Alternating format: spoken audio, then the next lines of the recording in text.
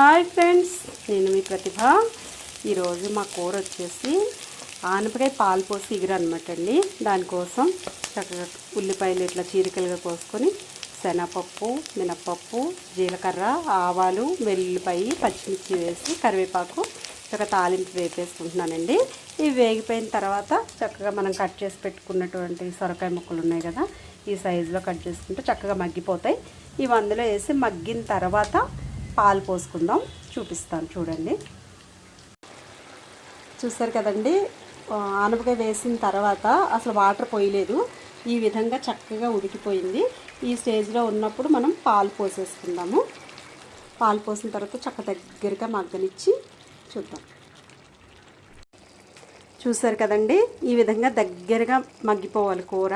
చాలా బాగుంటుంది అనమాట. పాలు పోసిన తర్వాత ఎక్కువ వాటర్గా ఉంచుకోకుండా చక్క దగ్గరగా మగ్గిపోయే వరకు మనం ఇలా ఎగరబెట్టుకుంటే చాలా టేస్ట్ ఉంటుంది.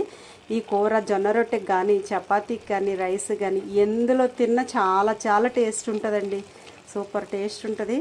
పిల్లలకైతే చాలా బాగా నచ్చేస్తుంది. మీరు కూడా ట్రై చేయండి. Thank you friends.